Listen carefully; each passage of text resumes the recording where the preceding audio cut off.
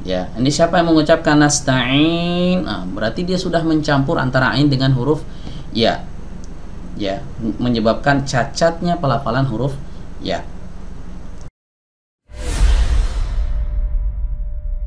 Bismillahirrahmanirrahim. Assalamualaikum warahmatullahi wabarakatuh. Alhamdulillahirabbil alamin wa bihi nasta'in ala umurid dunya waddin. Nabiyyina Muhammadin wa ala alihi wa sahbihi wa man tabi'ahum bi ihsanin ila yaumiddin, amma ba'du. Baik teman-teman sekalian, pada kesempatan kali ini insyaallah kita akan melanjutkan kembali ya, pembahasan tahsin atau tajwid ya dari surat Al-Fatihah. Di video sebelumnya kita sudah membahas ayat yang keempat ya dari surat ini, dan insyaallah sekarang kita akan masuk ke ayat yang kelima. Baik, seperti biasa sebelum saya membahas ayat yang kelima ini, saya akan bacakan terlebih dahulu ya surat Al-Fatihah ini dari awal ya sampai ayat yang kelima ya, baru nanti kita akan bahas. Baik, silahkan disimak. A'udzu billahi minasy syaithanir rajim. Bismillahirrahmanirrahim. Alhamdulillahi rabbil alamin. Ar-Rahmanir Rahim. Maliki yaumiddin. Iyyaka na'budu wa iyyaka nasta'in. Baik, kita akan bahas ya ayat yang kelima. Ayat yang kelima diawali dengan huruf hamzah yang berharokat kasrah. Ya, hamzah ini bukan hamzah wasal ya, sebagaimana hamzah-hamzah yang ada di ayat sebelumnya seperti Ar-Rahmanir Rahim, Alhamdulillahirabbil alamin. Ini juga ayat-ayat yang diawali oleh huruf hamzah, tapi hamzahnya adalah hamzah wasal. Ya, adapun pada ayat yang kelima ya, ayat ini dimulai dengan huruf hamzah tapi bukan hamzah wasal, namanya hamzah qata'. Ya, bedanya apa hamzah wasal dengan hamzah qata'? Di video sebelumnya sudah kita jelaskan ya perbedaannya, bahwa hamzah wasal ketika berada di awal kalimat ia dibaca, namun lain halnya ketika ia berada di tengah kalimat maka dia tidak dibaca.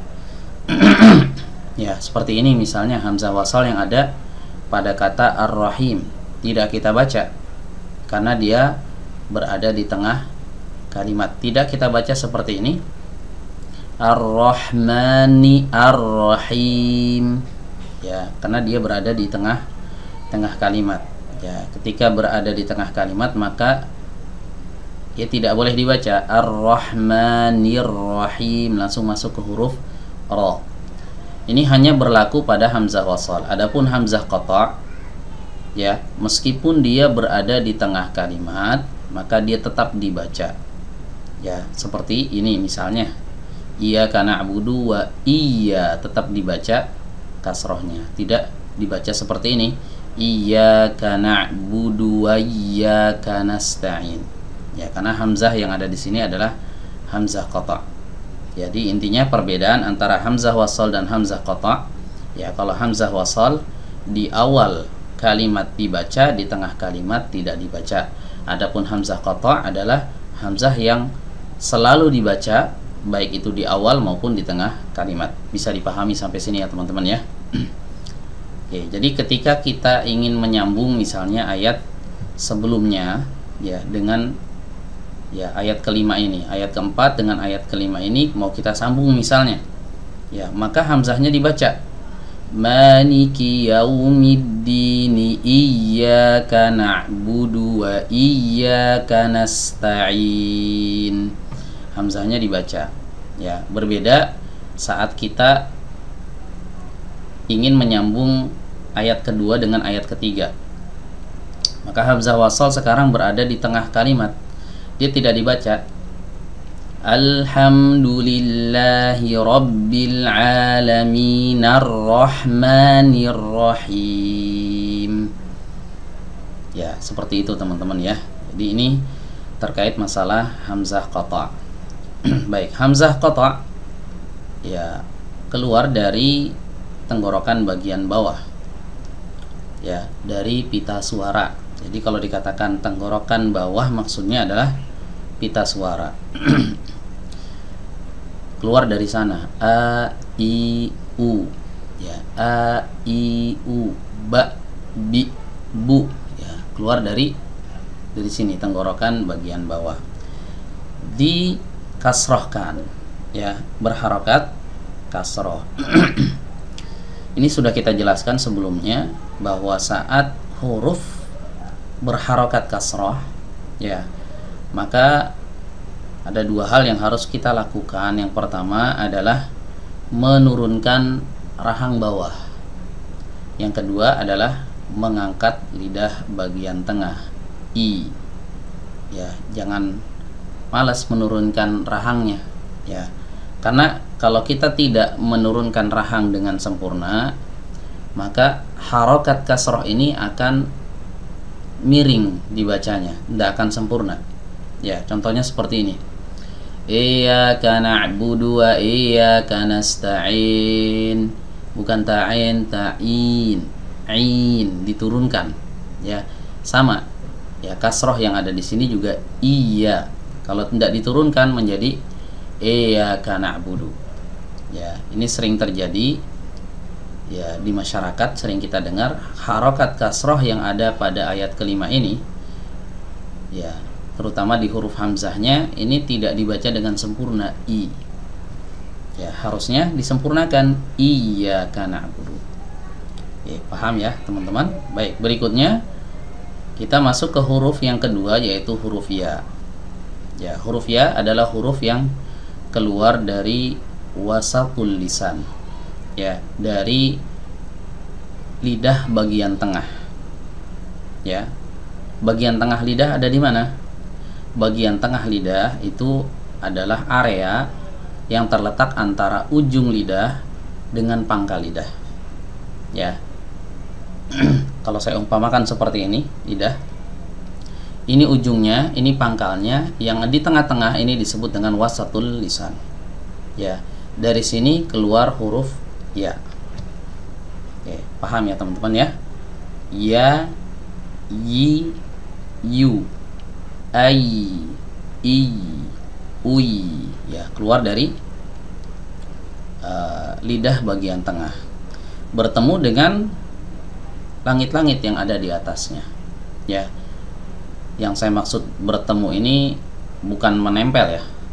Yang saya maksud bertemu ini hanya mendekat saja, karena huruf ya ini ya tidak menempel tengah lidahnya ke langit-langit. Ya, kalau sampai dia menempel, ya nanti akan berubah menjadi huruf jim. Iyyaka na'budu wa iyyaka nasta'in. Jadi huruf jim. Ya, supaya tidak terjadi seperti huruf jim itu, maka dikasih celah sedikit saja ya antara tengah lidah ya dengan langit-langitnya. Untuk apa celah ini? Untuk mengalirkan suara huruf ya. Ya, karena huruf ya memiliki sifat rakhawah. Ya, rakhawah itu suaranya mengalir. Iya. Ya, kalau jim itu kan tertutup. Ya, syiddah. Ija itu huruf jim. Ya, tapi kalau huruf ya itu dialirkan suaranya. Iya. Oke, paham ya teman-teman ya? Baik, kemudian kita lihat di sini huruf ya dalam keadaan tasydid. Ya, huruf ya dalam keadaan tasydid. Baik, jika kita mendapati huruf ya yang bertasydid ya dalam Al-Qur'an dan dia bukan dalam keadaan idgham bi gunnah. ya, bukan dalam keadaan idgham bi gunnah. Sebelumnya tidak ada tanwin atau tidak ada nun, ya, maka harus didatangkan yang namanya nabr, ya. Nabr itu agak sedikit mengangkat suara, ya, pada huruf tertentu, yang mana suara yang huruf yang sebelumnya dan setelahnya itu tidak setinggi huruf tersebut suaranya. Jadi misalnya huruf sebelumnya itu biasa saja, i gitu kan, nanti pas masuk ke huruf ya itu agak dihentak sedikit, agak dinaikkan sedikit, baru masuk ke huruf berikutnya turunkan lagi suaranya. Iya, bukan iya tapi iya. Nah, itu namanya nabr. Baik, ini terjadi pada huruf ya yang bertasydid. Enggak semua huruf tasydid diberlakukan nabr ya teman-teman ya. Ya, enggak semuanya diberlakukan nabr. Yang dinaberkan huruf tasydid itu cuma ada 2 huruf. Huruf ya dan huruf wawu.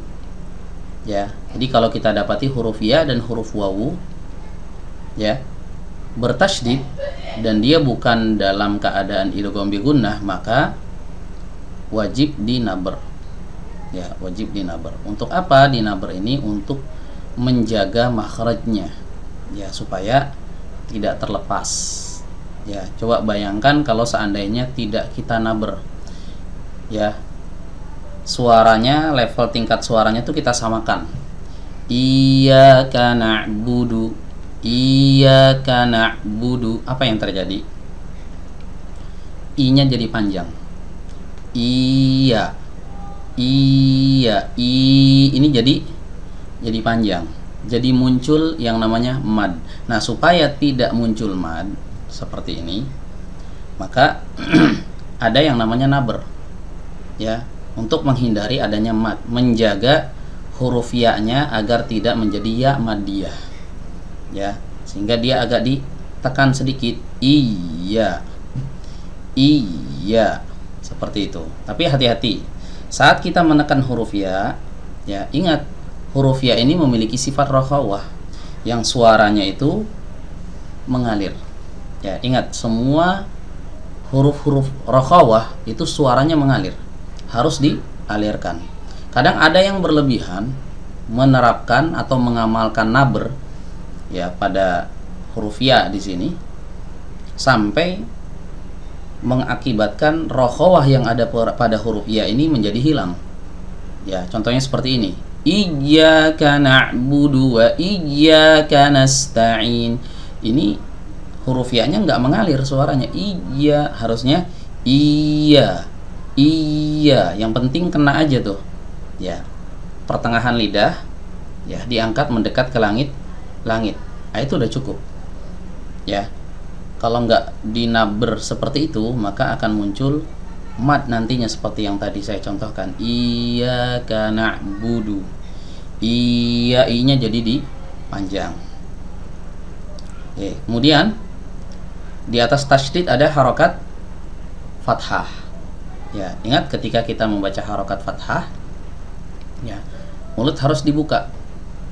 Ya, harus dibuka, tapi membukanya nggak boleh terlalu lebar, ya. Nggak boleh iyyaka na'budu. Ini nanti akan menyebabkan huruf ya-nya menjadi tebal.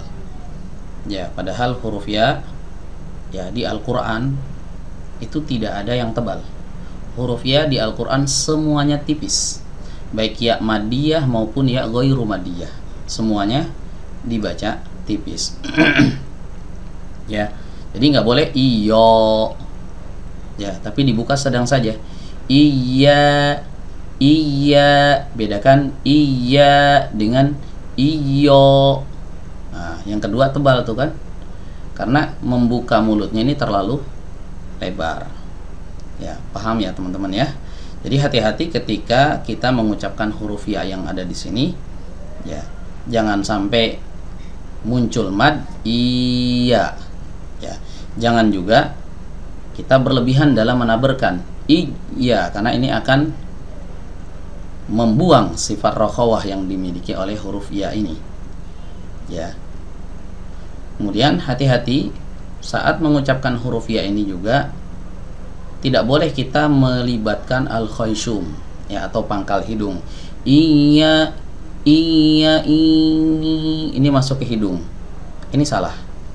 Ya, jadi tidak boleh dimasukkan ke hidung karena ini status ya-nya bertasydid bukan dalam keadaan idgham bi gunnah.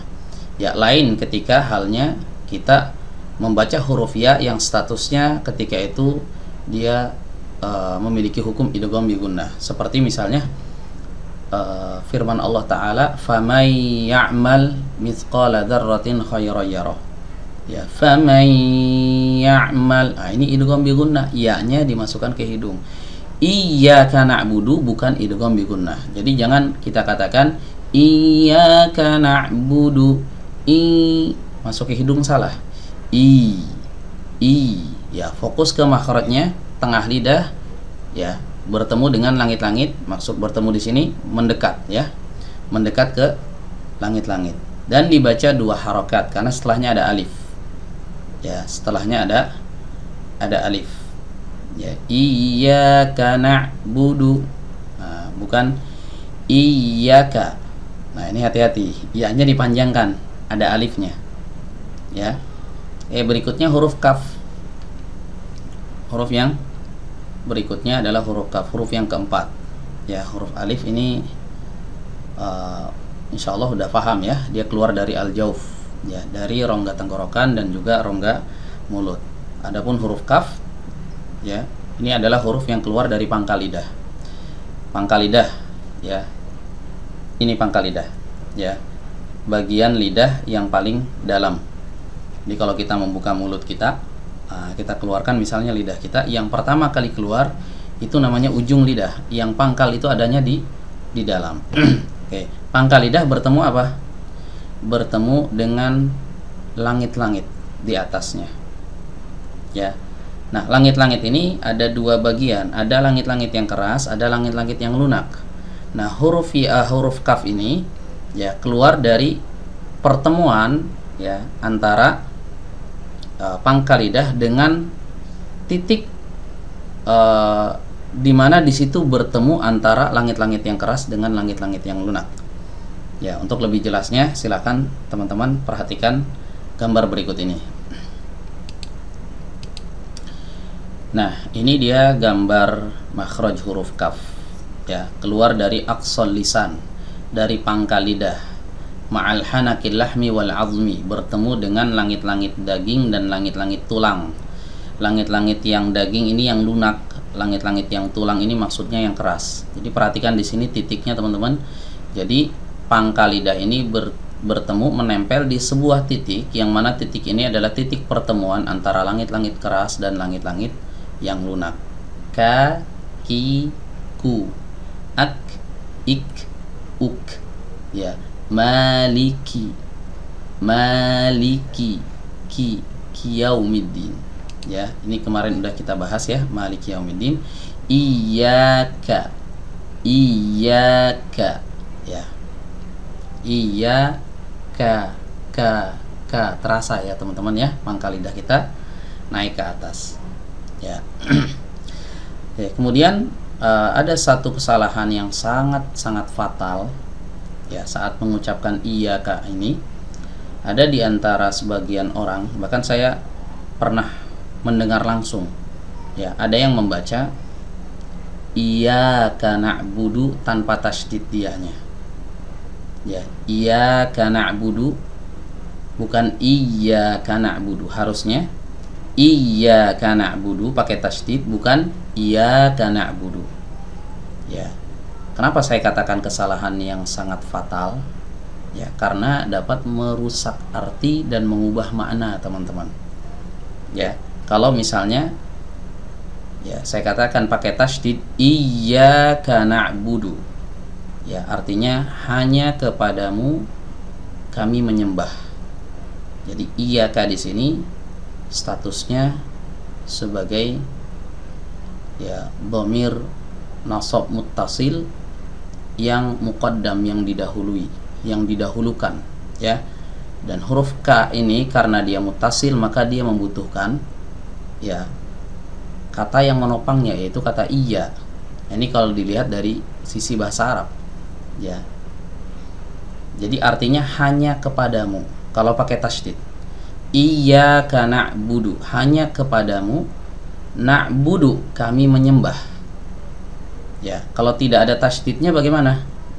Kalau tidak ada tasydidnya, iyyaka. Iyyaka artinya cahaya matahari. Ya, iyyaka na'budu, kepada cahaya matahari kami menyembah. Na'udzubillah.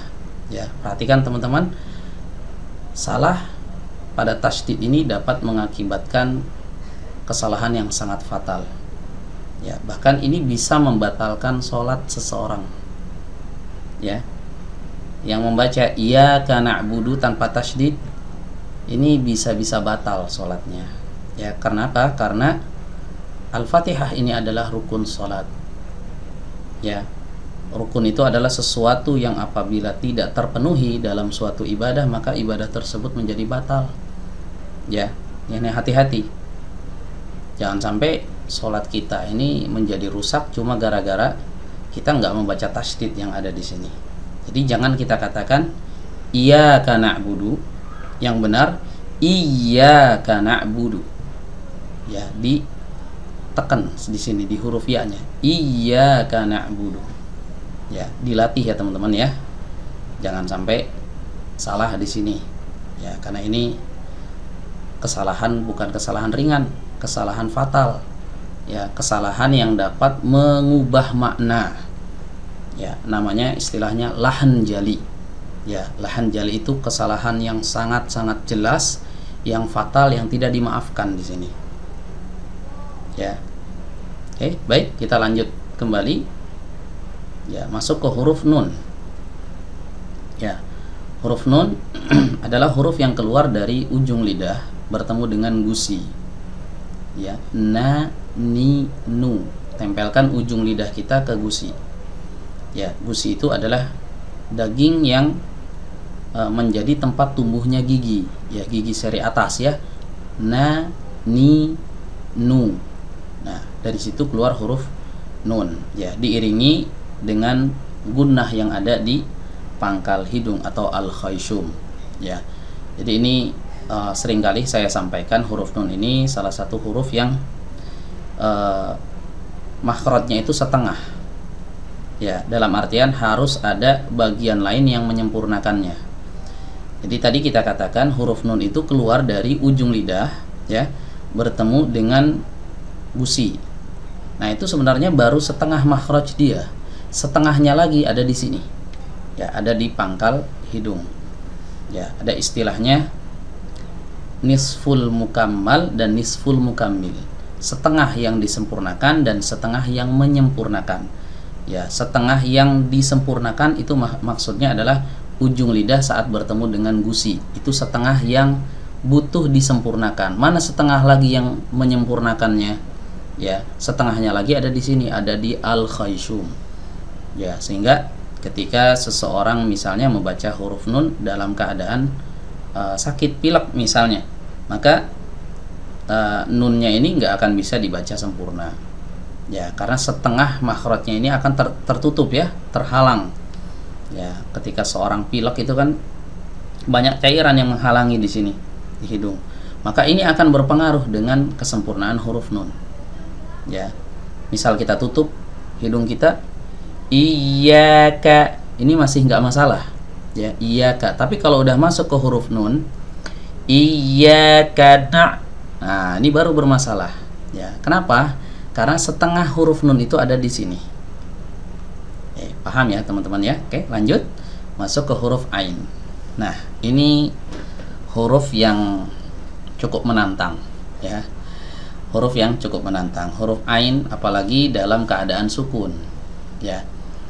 Ini banyak di antara kaum muslimin yang membaca huruf ain di sini ya, itu kurang tepat.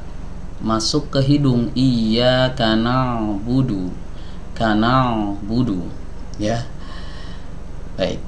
Jadi huruf ain itu tidak boleh masuk ke hidung sini. Keluarnya dari sini nggak boleh. Ya, kenapa? Karena dia tidak memiliki aslul gunnah. Yang memiliki aslul gunnah itu cuma dua huruf, nun dan mim. Ya, ain tidak memiliki aslul gunnah. Dia keluar dari mana? Huruf ain ini keluar dari tenggorokan bagian tengah. Ya, dari mana? Dari tenggorokan bagian tengah, dari sini. Ya. Tenggorokan bagian tengah itu ada di mana posisinya? Ya. Ada di sebuah organ ya, pelafalan yang bentuknya kecil di sini, sebuah katup kecil namanya katup epiglotis. Ya. Nah, untuk lebih jelasnya teman-teman bisa perhatikan gambar berikut ini. Nah, ini teman-teman semuanya gambar dari makhraj huruf ain yang di sebelah kanan ya. Yang di sebelah kanan. Nah, kalau kita perhatikan di sini ada sebuah organ pelafalan yang bentuknya lonjong ya, warna kuning ini. Ya, ini bentuknya lonjong ya. Sebenarnya ini adalah katup ya, yang fungsinya adalah memisahkan antara udara dan juga makanan dan minuman ya, dimana dalam tubuh kita itu udara itu akan diarahkan ke paru-paru, sementara makanan dan minuman akan diarahkan ke lambung. Nah, fungsi dari organ ini adalah memisahkan itu ya. Di organ ini sebenarnya ini namanya katup epiglotis ya. Ketika kita makan dan minum, dia akan menutup ke sini teman-teman, turun ke bawah. Ya, fungsinya adalah menutup jalur nafas. Ini yang sebelah sini jalur nafas. Yang di sini ini adalah jalur makanan dan minuman. Yang ke bawahnya itu masuk ke lambung. Nah, yang kita mainkan itu katup ini, teman-teman. Ya, katup ini didorong ke belakang, ditempelkan sampai menempel ke dinding dalam tenggorokan. Ya, ditempelkan, didorong ke belakang. Ai, au, na'budu, mendorong, na'budu, nggak ada hubungannya dengan hidung, na'budu. Ya, hati-hati, tidak boleh melibatkan hidung saat kita mengucapkan huruf ain. Ya, jadi ain itu keluarnya dari tenggorokan bagian tengah, didorong katupnya, ai, au, bi', bu'. Nah, ada satu sifat yang cukup unik untuk kita bahas mungkin ya pada kesempatan kali ini di huruf ain ya, dimana huruf ain ini memiliki satu sifat yang namanya tawassut atau bainiyah ya. Tawassut atau bainiyah ini artinya suara yang keluar itu harus mengalir ya, suaranya harus mengalir ya, tapi nggak boleh terlalu banyak, mengalirnya setengah saja ya, mengalirnya setengah saja. Jadi dorongan katup ke belakang ini itu bukan kenceng banget dorongannya. Kalau kenceng nanti dia akan menutup jalur suara, jadi suaranya nggak bisa muncul karena tertekan terlalu kuat gitu ya. Iyyaka na'budu, ini kalau saya tekan kuat nggak akan mengalir, tapi kalau saya tekan lemah, iyyaka nah ada alirannya. Nah, itu yang disebut dengan tawassut ya. Jadi dilatih nih teman-teman, kalau masih belum ada aliran di huruf ain, aliran suara maksudnya ya. Kalau aliran nafas nggak ada aliran nafas, aliran suara di sini yang saya maksud, aliran suara tapi setengah saja, nggak boleh terlalu panjang, nanti jadi rokhawah kalau panjang-panjang. Ini setengah aja ya. Iyyaka na'budu, kalau misalnya teman-teman mengucapkan ini suaranya masih putus, iyyaka na'budu, mentok suaranya, na'budu enggak na'budu, maka berarti tekanannya terlalu kuat ya, tekanannya terlalu kencang. Jadi tekanannya lembut saja supaya suara yang keluar dari sini itu ya mengalir ya. Kalau ditekan kuat itu nggak akan mengalir suaranya ya. Ini namanya sifat apa? Tawassut atau bainiyah, sama ya. Ini sebenarnya hakikatnya sama, cuma penamaannya aja yang berbeda. Ada sebagian ulama yang menamakannya dengan istilah tawassut, ada juga yang menamakannya dengan istilah bainiyah ya. Tawassut itu artinya pertengahan. Kenapa dikatakan pertengahan? Karena dia tidak memutus suaranya, tidak juga mengalir deras, jadi setengah ngalirnya. Adapun bainiyah itu diambil dari kata baina, artinya di antara. Di antara mengalir deras dan di antara tidak mengalir, itu maksudnya. Ya, sehingga ulama menamakan sifat ini dengan istilah sifat bainiyah atau sifat tawassut. Baik, sampai sini dipahami ya teman-teman ya. Ya, huruf ain. Na'budu, bukan na'budu. Ya. Iyyaka na'budu. Ngalir ya. Teman-teman bisa dengar ya, ada aliran suaranya. Iyyaka na'budu, na'budu. Nah, itu aliran suara yang itu namanya tawassut. Baik, kemudian masuk ke huruf ba. Ya, huruf ba keluar dari dua bibir yang dirapatkan dan dia berharokat dhammah, ya. Berarti kalau ada huruf yang berharokat dhammah, cara melafalkannya adalah kita keluarkan dari makhraj. Ya, hurufnya dulu. Ba di mana tadi?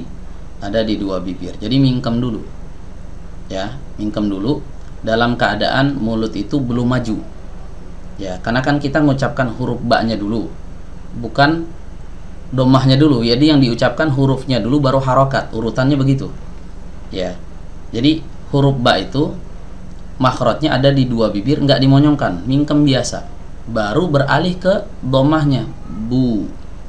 Ya, nah terkadang ada yang mengucapkan huruf ba ini dari dua bibir betul, tapi mulutnya udah dimonyongkan, padahal belum juga masuk ke hurufnya. Contoh, iyyaka na'budu, budu, ini salah, bukan bu. Jangan dari depan, startnya itu dari belakang, bu. Nah, seperti itu ya, karena urutannya huruf dulu yang dibaca, baru harokat domahnya. Ya, jadi kalau seperti itu mulutnya dimonyongkan, itu bukan huruf ba, huruf wawu. Ya, huruf wawu itu kan huruf yang keluar dari dua bibir tapi mulutnya dimonyongkan. Ya, kalau kita mengucapkan huruf ba seperti itu, apa bedanya dengan huruf wawu? Ya, di huruf ba itu startnya dimulai dari mingkem dulu mulutnya, nah, baru dimonyongkan. Ya, kenapa dimonyongkan? Karena kita berpindah ke harokat dhammah sekarang, bu, seperti itu. Ya, baik, kemudian masuk ke huruf dal. Ya, huruf dal adalah huruf yang keluar dari ujung lidah, ya, bertemu dengan pangkal gigi seri bagian atas. Ya, saya ulang, dari ujung lidah, ya, bertemu dengan pangkal gigi seri bagian atas. Da, di, du, di situ tempatnya. Ya, pangkal lidah ketemu dengan pangkal gigi seri bagian atas. Baik, biar lebih jelas nih, saya kasih lihat lagi gambarnya. Silahkan disimak. Nah, ini gambar makhraj huruf dal. Ya, yang sebelah kiri teman-teman. Yang sebelah kanan ini makhraj huruf to. Ya, yang sebelah kiri. Baik, kita lihat. Ya, dia keluarnya dari, dijelaskan di sini, taraful lisan ma'a usuli thanayal uliya. Ya, ujung lidah bertemu dengan, ya, usul. Usul itu jamak dari asal, artinya akar. Ya, akar gigi seri bagian atas. Ya, akar gigi itu kan ada di sini ya. Akar itu kan adanya di dalam ya. Jadi kita tempelkan aja ujungnya ke pangkal gigi seri atas ya. Sini kelihatan ya teman-teman ya. Ujung lidah bertemu dengan pangkal gigi seri atas ya. Lidah belakangnya rileks aja, jangan diangkat. Kalau diangkat jadi ini nanti jadi huruf to. Ya. Da, ad, tempelkan ujung lidah ke pangkal gigi seri bagian atas. Da, di, du, ad, id, ud. Ya, kembali lagi ke sini ke mushafnya. Nah, jadi di situ teman-teman ya. Iyyaka na'budu. Budu, ingat, ba startnya dari belakang, bu, du. Ah, du ini nggak perlu mundur lagi. Jadi nggak perlu bu, du, repot ya. Jadi dia biarkan aja di depan, na'budu, di depan saja. Karena huruf dal ini bukan termasuk huruf tarafi ya. Ya, jadi dia tidak perlu dimundurkan. Oke. Saat mengucapkan dhammah di sini, usahakan pelafalan dhammahnya itu sempurna, teman-teman. Ya, artinya bibir kita beneran maju. Ya, jangan cuma kayak bentuk huruf O gitu.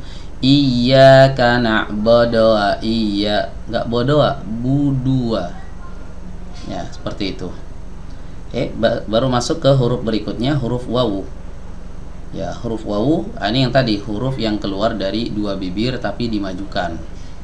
Ya, dua bibir tapi dimajukan. Gitu ya. Wawu, ya, berharokat fathah. Nah, ini termasuk salah satu huruf yang rawan dibaca tebal. Ya, huruf wawu ini huruf yang termasuk rawan dibaca tebal, padahal huruf wawu itu selalu dibaca tipis. Ya, selalu dibaca tipis. Jadi nggak boleh kita katakan wo. Ya, tapi wa. Bibirnya tetap maju. Jadi monyong dulu baru dibuka. Wa, bukanya itu berarti agak menarik ya. Enggak dimonyongkan terus dibuka begitu, nanti jadinya tebal. Wo. Ya. Iyyaka na'budu wa budua. Nah, budua dilatih ya teman-teman ya. Oke, berikutnya huruf hamzah tadi udah kita bahas ya, keluarnya dari tenggorokan bagian bawah atau di pita suara, berharokat kasroh, berarti diturunkan lagi nih ya, rahang bawahnya i ya, kemudian tengah lidahnya diangkat sedikit untuk menyempurnakan ya kasrohnya. Wa i. Oke, masuk berikutnya ke huruf ya. Ya, ini sama, iyaka juga sama. Ya, huruf ya keluar dari tengah lidah.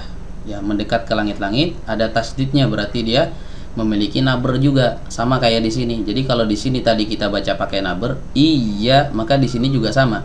Wa iya. Iya, wa iya. Ya, sama ya. Sama. Jadi jangan dibedakan. Jangan di awal kita pakai naber, iya kana budu wa iya. Nah, ini nggak ada nabernya yang kedua. Ya, jadi dua-duanya dipakaikan naber ya. Iya, dua harokat, sama tadi udah kita bahas. Kaf juga udah kita bahas. Ya, keluar dari pangkal lidah. Ya, bertemu dengan titik di mana di situ terjadi pertemuan antara ya, langit-langit yang keras dan lunak. Ya, berikutnya masuk huruf nun. Di sini udah kita bahas tadi, nun sama ya, dari ujung lidah bertemu dengan gusi. Ya, disertai dengan ya setengah yang menyempurnakan atau nisful mukammil. Ya, di sini gunnah ya, ada gunnahnya di pangkal hidung. Na, ni, nu. Ya. Iyyaka na'budu wa iyyaka kana, jangan kono, jangan tebal, tapi tipis, kana. Ya. Oke, berikutnya masuk ke huruf sin. Huruf sin ini adalah huruf yang keluar dari ujung lidah ya, bertemu dengan dinding dalam ya gigi seri bagian bawah ya, tapi bagian bawah dindingnya ya. Nasta'in, nah, ketika kita mengucapkan huruf sin, nas, ini terasa ujung lidah kita itu menempel ke dinding bawah ya, bagian dalam dari gigi seri bawah. Agak ribet juga nih ya menjelaskannya. Baik, biar nggak ribet saya kasih tunjuk lagi gambarnya ya, silakan disimak. Di sini makhraj huruf sin. Nah, ini dia teman-teman makhraj huruf sin ya.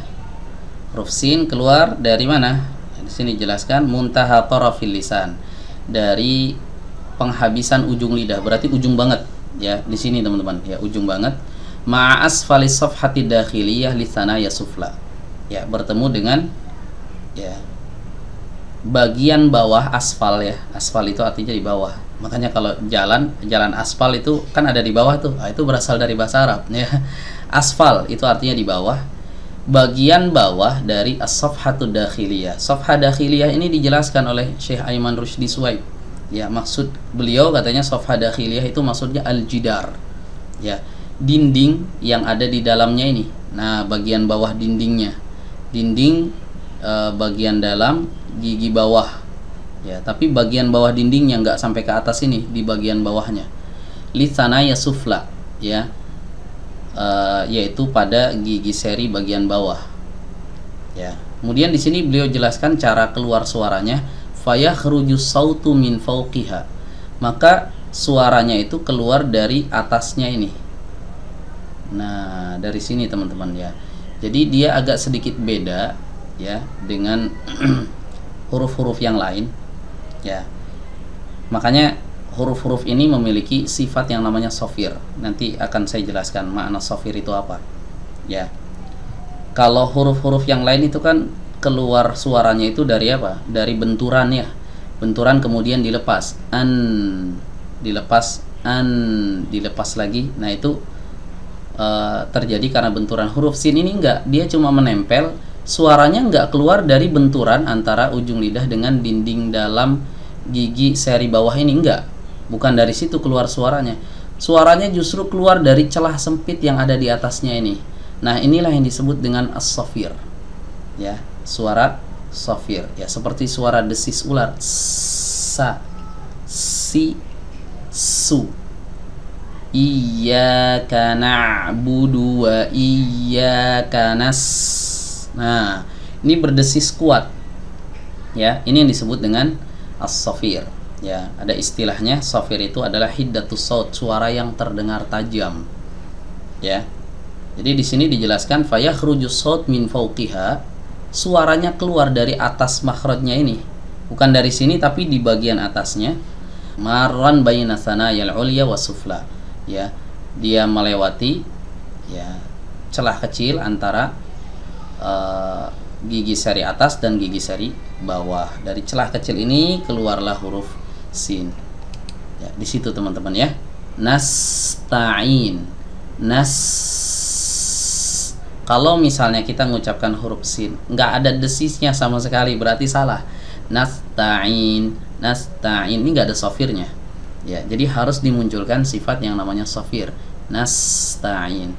Kemudian kita juga harus melihat sifat-sifat yang lain, ya, saat mengucapkan huruf sin ini. Di antara sifat yang dimiliki huruf sin ini adalah sifat hams dan juga rokhawah, ya, udaranya mengalir.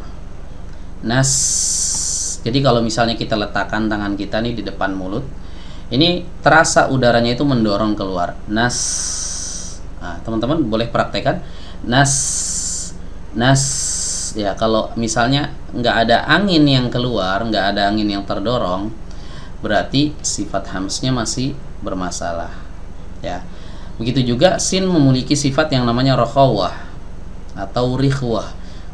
Kalau hams tadi berkaitan dengan udara, ya, atau angin, ya, atau nafas, sama aja, ya. Nah, kalau rokhawah ini berkaitan dengan suara. Jadi suaranya dialirkan, teman-teman, ya. Di sebelum masuk ke huruf ta, biarkan sinnya ngalir dulu, agak panjang sedikit. Iyyaka na'budu wa iyyaka nasta. Nah, begitu. Nasta. Biarkan sinnya ngalir dulu, ya. Terkadang ini dilalaikan oleh sebagian orang saat mengucapkan huruf sin, ya, tidak mengalirkan suaranya. Nafasnya mengalir, ya, terdorong keluar, tapi suaranya nggak mengalir. Nah, ini juga termasuk kesalahan. Iyyaka na'budu wa iyyaka nasta'in. Kanasta'in. Mana aliran suaranya? Kanas. Nah, ini ngalir. Di sebelum masuk ke huruf ta, alirkan dulu huruf sinnya. Nasta. Nasta, bukan nasta. Nasta. Paham bedanya, teman-teman, ya? Nasta nggak ngalir. Nasta ini ngalir, ya. Oke, setiap ketemu sin sukun harus begitu cara mengucapkannya, ya. Oke, coba sekarang teman-teman bisa tebak, ya. Saya ucapkan, misalnya saya baca basmalah 2 kali, kira-kira mana yang benar bacaan basmalahnya? Bismillahirrahmanirrahim. Yang kedua, Bismillahirrahmanirrahim. Ya, yang mana yang benar? Iya, yang kedua. Ya, kenapa? Karena yang kedua itu ada sifat yang namanya rokhawah. Tapi ingat, sifat rokhawah ini sifat lemah, teman-teman. Ya, jangan kita pengen mengalirkan suara tapi kita tekan kuat. Nasta'in ini kurang tepat juga. Ya, jadi ketika kita ingin mengalirkan suara dan ingin mengalirkan nafas, ya, ini dua-duanya sifat lemah ngumpul di sini. Ada sifat rokhawah, ada sifat hams. Ini dua-duanya sifat lemah. Ketika berkumpul dalam satu huruf, ya, maka tekanan pada huruf itu nggak boleh terlalu kuat. Jangan nasta'in tapi nasta'in, nasta'in. Yang penting dia mengalir. Ya, tekanan pada sin itu nggak boleh terlalu kencang. Ya, ya. Tapi tekanan nggak boleh terlalu kencang. Nasta'in, nggak nasta'in tapi nasta'in, biasa saja, tekanannya tidak terlalu kuat. Hal itu disebabkan karena sifat yang dimiliki oleh sin ini adalah sifat yang lemah. Oke, berikutnya masuk ke huruf ta. Ya, huruf ta keluar sama seperti huruf dal. Tadi huruf dal udah kita jelaskan ya teman-teman ya. Keluar dari mana? Masih ingat? Huruf dal keluar dari ujung lidah, ya, bertemu dengan pangkal gigi seri bagian atas. Ya, ujung lidah bertemu dengan pangkal gigi seri bagian atas. Ya, ta, ti, tu, at, it, ut. Ya, jadi ta dan dal ini dua huruf yang memiliki makhraj yang sama namun sifatnya berbeda. Ya, sifatnya berbeda. Huruf ta punya sifat hams, huruf dal enggak. Ya, makanya salah kalau ada orang membaca begini, iyyaka na'budu, budu, ada hamsnya, ya, budu. Ini salah. Apa bedanya dengan ta? Ya, ta punya sifat hams. Ya, kalau dal dikasih hams jadi huruf ta. Ya, jadi perbedaannya itu, ya, huruf ta dengan huruf dal itu nggak punya sifat hams, huruf ta itu punya sifat hams.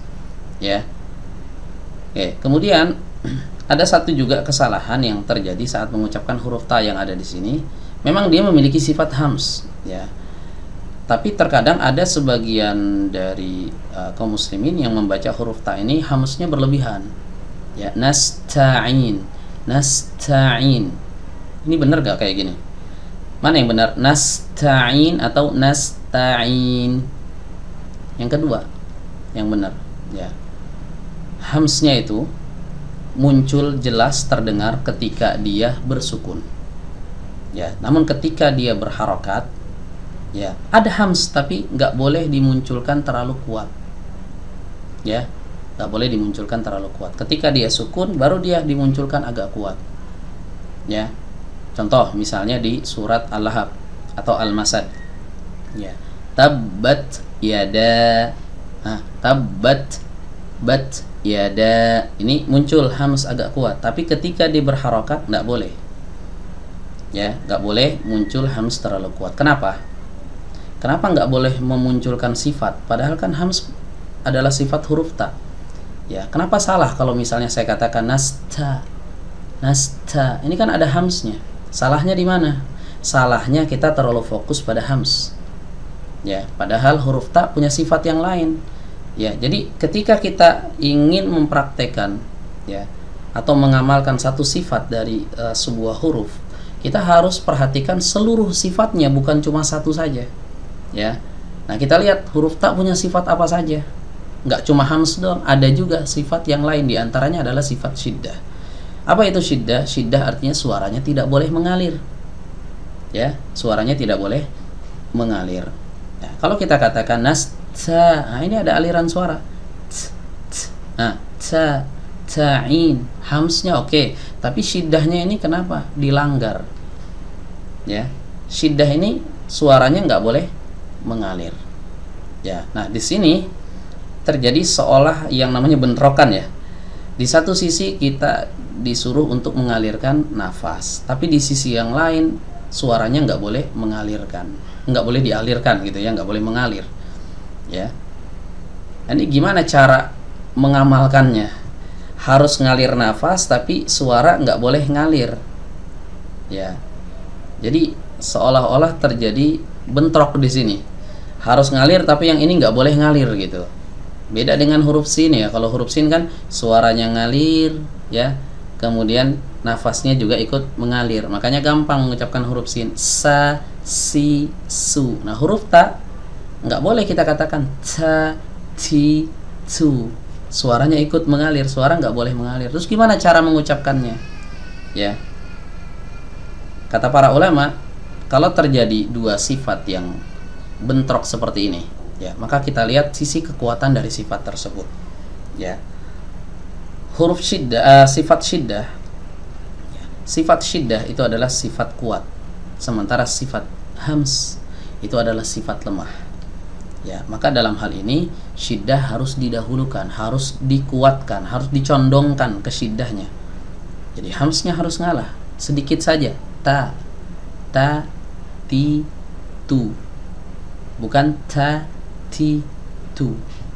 Ada hams cuma terhalang oleh syiddahnya ini, ta, ti, tu. Nah nanti ketika sukun baru jelas hamsnya.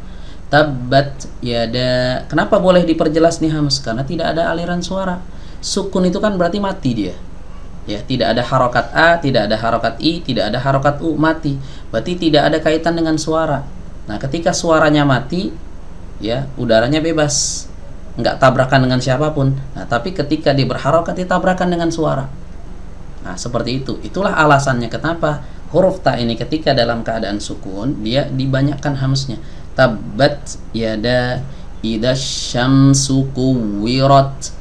Rot. Ah, jelas banget. Tapi ketika dia berharokat, jangan sekali-kali kita katakan seperti itu. Nasta, nasta, nasta. Biasa saja.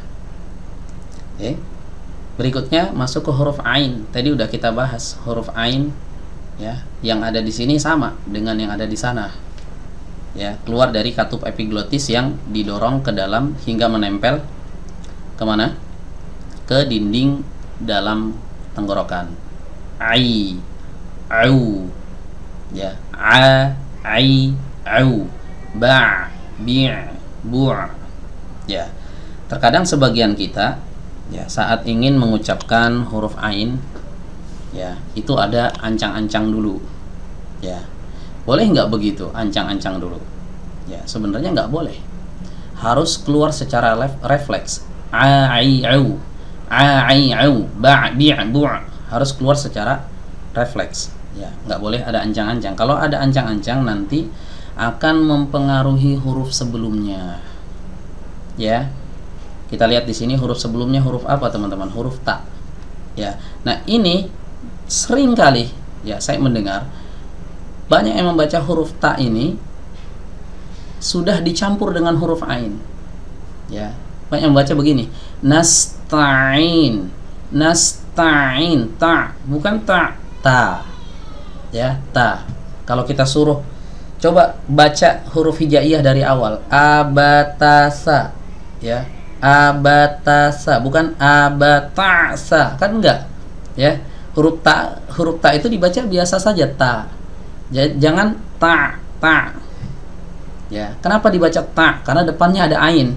Mau ancang-ancang masuk ke huruf ain, akhirnya menekan pada huruf ta. Ini salah. Ta, lafalkan huruf ta, ta, ti, tu. Ya.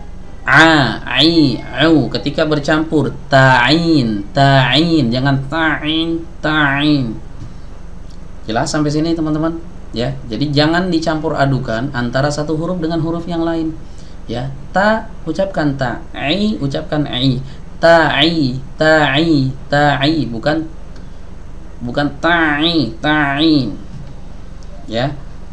Oke, berikutnya huruf ain. Ya, tadi salah satu kesalahannya juga masuk ke hidung, ta'in, ain, ya. Nggak boleh.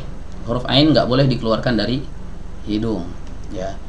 Kasroh berarti rahang bawah diturunkan, tengah lidah diangkat, ta'in, ta'in.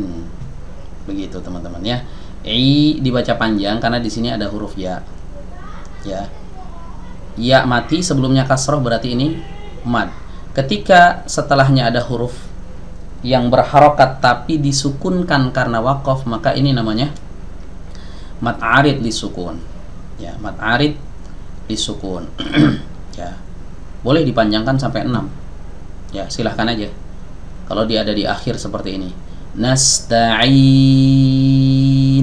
Nah, ketika kita mengucapkan huruf ya, hati-hati. Ya, huruf ya juga tidak boleh dicampur dengan ain. Ya, nggak boleh dicampur dengan ain. Tadi huruf ta ini kadang ada yang mencampur dengan ain, kadang ada juga huruf ya-nya dicampur dengan ain. Contohnya begini, nasta'in, bukan ain tapi ain. Ya, huruf ya ini adalah ya madiyah, keluar dari al-jauf. Ya, al-jauf itu artinya rongga tenggorokan plus rongga mulut. Jadi keluar dari situ, nggak ada lagi hubungan dengan ain. Ain udah selesai. Nasta'i, ketika pertama kali kita mengucapkan huruf ain, udah selesai, nggak ada ain lagi. Setelah itu kita berpindah ke huruf ya. Ain, nggak ada unsur ainnya sama sekali. Ya, ini siapa yang mengucapkan nasta'in? Nah, berarti dia sudah mencampur antara ain dengan huruf ya. Ya, menyebabkan cacatnya pelafalan huruf ya. Oke, jelas sampai sini teman-teman? Masuk ke huruf terakhir, huruf nun. Ya, sama tadi kita udah jelaskan huruf nun. Di sini ada 3 huruf nun ya. Na'budu, nasta'i, sama yang terakhir nu. Ya, makhrajnya ada di ujung lidah bertemu dengan gusi. Ya, kemudian ada satu hal di sini yang ingin saya garis bawahi, karena huruf nun yang ada di sini domahnya digugurkan karena waqaf ya. Waqaf kan domahnya tidak dibaca. Ya, jadi dia disukun. Nah, ketika huruf nun sukun ya, ada satu sifat yang perlu teman-teman perhatikan ya pada huruf nun itu adalah sifat bainiyah ya, sifat yang sama dimiliki oleh huruf ain tadi, tawassut atau bainiyah ya. Suaranya mengalir sedikit ya, tidak boleh diputus ya, sehingga kalau ada yang membaca begini nasta'in, ini salah ya, karena nunnya suaranya diputus. Udah dapat makhraj huruf nunnya tapi nggak dialirkan. Nasta'in, nah, ini diputus suaranya, nggak boleh. Huruf nun punya sifat tawassut atau bainiyah, jadi dialirkan sedikit. Nasta'in, nah, ain, an, tapi nggak boleh terlalu panjang. Jangan nasta'in, nah ini kepanjangan ya, jadi rokhawah nanti kalau kepanjangan ya. Paham sampai sini teman-teman ya? Bisa ya mempraktekannya ya. Ya, dilatih terus ya, dilatih. Teman-teman boleh menonton video ini diulang-ulang ya, diulang-ulang, dilatih ya. Kemudian jangan lupa distorkan ke guru ya. Yang namanya belajar tajwid ini nggak bisa otodidak ya. Teman-teman mungkin bisa menyimak ya apa yang saya paparkan di video ini ya. Teman-teman mungkin bisa menyimaknya, tapi ketika praktek itu belum tentu benar ya. Praktek ini harus di bawah pengawasan guru ya, harus di bawah pengawasan guru ya, supaya guru itu bisa mengoreksi bacaan kita ya. Kalau misalnya teman-teman nonton video ini terus praktek sendiri gitu kan, praktek ya sendiri, nah nggak ada yang menjamin bacaan teman-teman udah bener, meskipun perasaan teman-teman udah sama kok dengan apa yang diajarkan di video ini ya. Tapi kan saya nggak bisa ngoreksi teman-teman gitu ya, karena kita belajarnya ini searah ya, bukan 2 arah. Yang namanya belajar Al-Quran itu harus 2 arah ya, ada yang membaca, ada yang mengoreksi begitu ya. Bahkan yang paling bagus ya dalam belajar Al-Quran itu ada istilahnya talaqi wal musyafahah. Jadi guru ketemu sama murid ya, itu namanya talaqi. Musyafahah itu artinya si guru membaca, mencontohkan, si murid melihat murid gurunya ya. Setelah itu gantian ya, si murid membaca, si guru melihat muridnya. Kalau ada salah dikoreksi, kalau nggak ada salah dibiarkan. Itu metode yang paling bagus ya. Jadi saya harap teman-teman jangan mencukupkan diri ya dengan video ini. Tetap yang namanya Al-Quran itu harus dibaca di hadapan guru, harus bertalaki dengan guru. Baik, paham ya teman-teman ya? Sekarang saya akan bacakan ya ayat kelima ini 3 kali. Silahkan teman-teman simak ya. Kalau perlu misalnya teman-teman dapati kesalahan yang ada di pelafalan saya, silahkan dikoreksi aja di kolom komentar, nggak apa-apa. Saya buka kolom komentarnya di sini, di bawah sini. Silahkan teman-teman berkomentar kalau misalnya ada kesalahan ya dalam pelafalan ataupun dalam teori yang saya jelaskan. Baik, saya baca ya teman-teman ya. Silahkan disimak. Iyyaka na'budu wa iyyaka nasta'in. Awas, jangan ta'in tapi ta'i. nasta'in. Ya. Dua kali lagi. Ya. Iyyaka na'budu. Ada yang salah nih.